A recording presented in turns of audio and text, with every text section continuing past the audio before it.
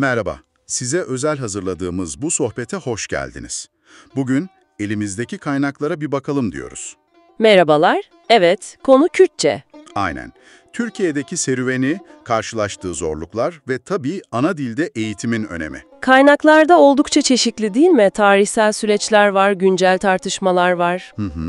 Amacımız da aslında bu kaynaklardaki bilgileri, işte yasaklama politikalarından dilin sosyal psikolojik etkilerine, Eğitimdeki yerine, uluslararası örneklere kadar. evet hepsini sizin için derleyip özetlemek. Şunu da netleştirelim başta.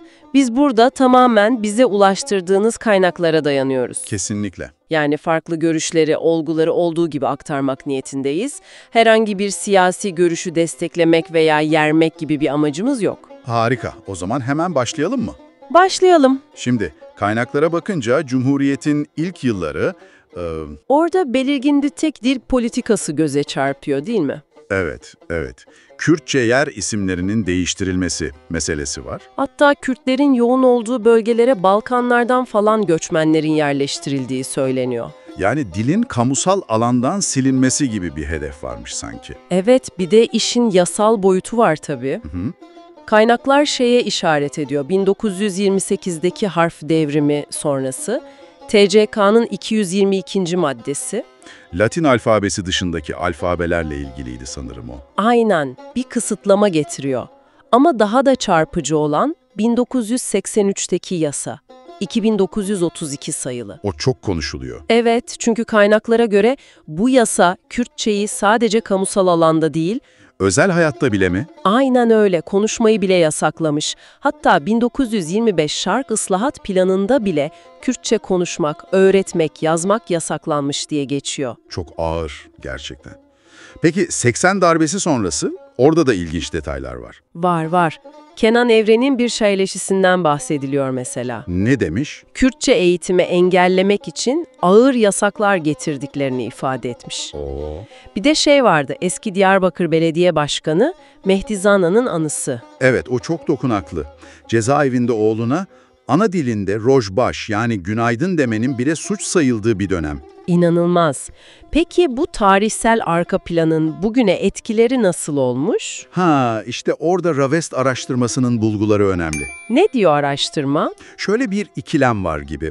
Ebeveynlerden çocuklara Kürtçe aktarımı bayağı azalmış, 1/3 oranında falan. Dil kaybı yani. Evet, ama öte yandan ebeveynlerin çok büyük bir kısmı çocuklarının Kürtçe öğrenmesini istiyor. İlginç. Hatta 3/4'ü Kürtçenin Türkçe ile birlikte resmi dil olmasını talep ediyor. Kullanım azalsa da istek çok güçlü. Yani bir yandan unutuluyor ama bir yandan da sahip çıkma isteği var.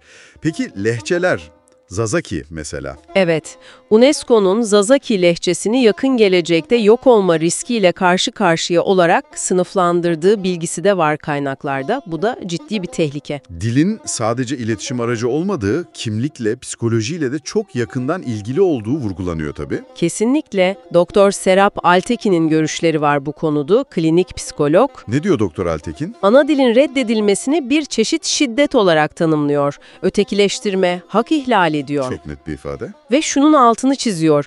Ana dilde eğitim çocukların özgüvenini, derse katılımını, başarısına olumlu etkiliyor.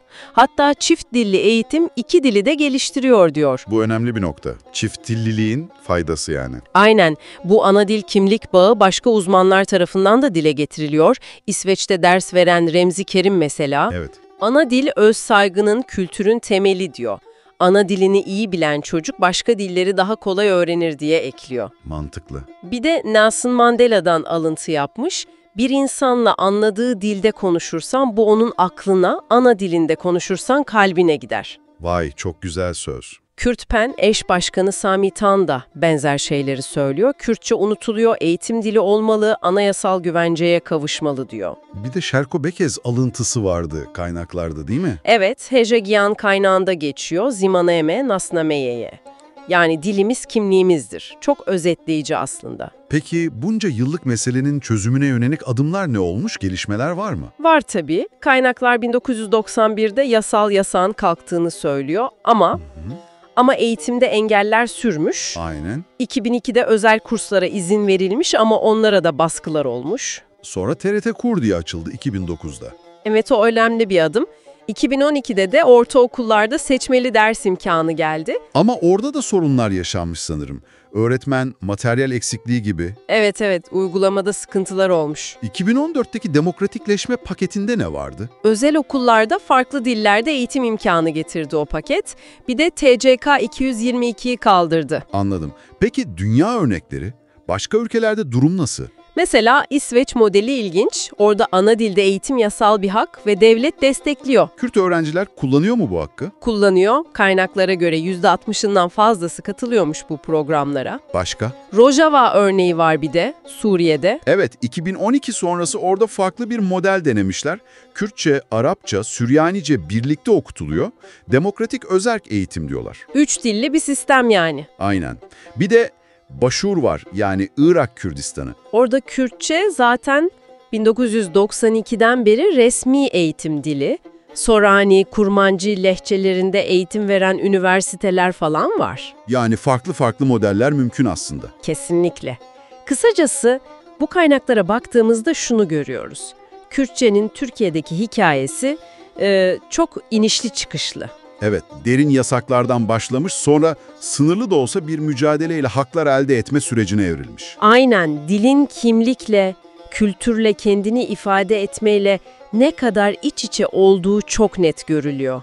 Ve ana dilde eğitim meselesi de tam bu noktada kilit rol oynuyor. Bitirirken o zaman size şöyle bir soru bırakalım üzerine düşünmeniz için.